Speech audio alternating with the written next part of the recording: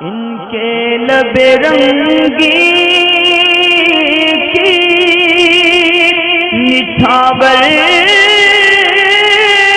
थी कि जिसने। यहाँ जैसा आपने सवाल के अंदर लिखा बिल्कुल दुरुस्त है। आपसे जिस इमाम साहब ने फरमाया कि पतंग उड़ाने के ताल्लुक से आला हज़रत ने इसको गुनाह और हराम करार दिया है, फतावा रज़विया के अंदर बिल्कुल ऐसा ही है।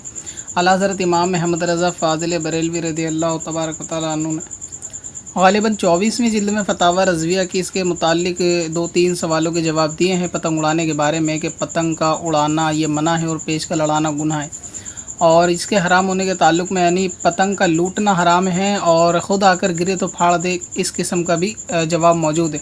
और ये कि दूसरे के माल को बर्बाद करना है यानी पेच लड़ाना, इसलिए ये गुनाह है पेच लड़ाना। कि आदमी जब जाहिर सी बात है कि 2-3 पतंगों में आपस में पेच लड़ेंगे तो इस सूरत में किसी न किसी का माल बर्बाद होगा। अब क्योंकि आदमी गुनाह के कामों को गुनाह तस्वुर करता नहीं है, वो इसलिए इसको शायद ये जहन में उसके नहीं आता कि ये काम गुनाह का किस तरह हो सकता है। उसके जहन में चोरी या माल बर्बाद करना या दूसरे का माल लूटना उस सूरत में नज़र में जल्दी आता है कि जब किसी के घर में डकैती हो या ज़्यादा तादाद में माल, मतलब 1000-10,000 रुपये किसी के अगर कोई छीन ले, तो उस सूरत में उसको लगता है कि हाँ सामने वाले ने गलत किया। हालांकि शरीयत की निगाह में माल किसी का लूटना 1 रुपये का भी वही है जो 10,000 रुपये का है। लिहाजा अगर आप पतंग जब आके गिरती है किसी के पास किसी की, तो जाहिर सी बात है वो किसी और का माल होता है। ये माल को लूटना होता है कि उसके पीछे आदमी लूटने के लिए भाग रहे होते हैं, अगरचे वो 1 रुपये की पतंग ही सही। लिहाजा इसका लूटना इसलिए हराम है। और जिसके आगे गिरी उसकी इजाज़त भी नहीं होती कि वो मेरा अपना सामान ले ले। एक दिल में उसके तसल्ली आ जाती है मजबूरी की हालत में कि अब ये पतंग वापस नहीं आनी, और अगर आप सोचेंगे वो तो ढूंढता नहीं है, तो कभी आप उसको जाके पतंग उसकी वापस करके देखेंगे वो उसको एक्सेप्ट करेगा या नहीं करेगा। जाहिर सी बात है कि अपना सामान वो शख्स वापस ले लेगा।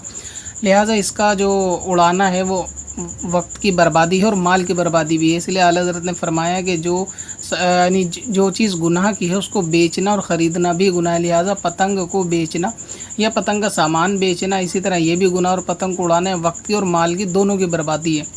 इसी तरह पतंग का लूटना भी हराम है और पेच लड़ाना गुनाह के दूसरे के माल को ये ज़ाया कर देना है। यानी जब आप पेच लड़ाएंगे तो किसी न किसी की पतंग कट के गिरेगी तो उसका माल बर्बाद होगा। अब चाहे वो माल 1 रुपये का बर्बाद हो या 100 रुपये का, माल तो एक तरीके से बर्बाद है। तो जो शख्स माल को बर्बाद कर रहा है, ज़ाया कर रहा है, वो शख्स गुनहगार होगा।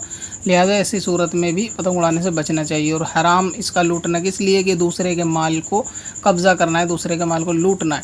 अब रहा ये कि 15 अगस्त के मौके पे आते ही लोग अपनी खुशी का इजहार करने के लिए छतों पे चढ़ के पतंगबाजी करके वक्त को बर्बाद करते हैं, पूरा पूरा दिन नमाज वगैरह माज़अल्लाह कज़ा करते हैं। तो ऐसी सूरत में ज़ाहिर है कि इससे किसी को कोई ख़ास फ़र्क नहीं पड़ेगा, मगर फिर भी हो सकता है किसी एक की इस्लाह हो कि उसको मालूम ना हो ये सब मसला कि हमारे इमाम अहमद रज़ा फ़ाज़िल बरेलवी ने शरीयत की रोशनी में इसको मना फरमाया। कि बहुत सारे ऐसे मुहिब्बीन होते हैं कि जो नाम सुन के या उनको जो मसला पता चल जाए तो वो अमल करने की उस पर कोशिश करते हैं। लिहाजा जितने सुन्नी चैनल हैं जो इस अपने प्लेटफॉर्म पे दूसरे की वीडियो को अपलोड करते हैं या कर सकते हैं, तो उनको चाहिए कि इस वीडियो को 15 अगस्त से पहले अपने चैनल पे वो अपलोड कर सकते हैं। हमारी तरफ से इसकी इजाज़त है, मगर ये कि इसकी कमेंट को डिसेबल रखें। बाकी 15 अगस्त से पहले इसको कर लें। क्या पता आपके चैनल के ज़रिए किसी सब्सक्राइबर को ये बात मालूम हो जाए कि पतंग उड़ाना मना है और पतंग लूटना, बेचना, ख़रीदना ये सब गुनाह के काम है और शरीयत में इसकी इजाज़त नहीं है। लिहाजा इन कामों से तौबा भी करनी चाहिए और बचना भी चाहिए।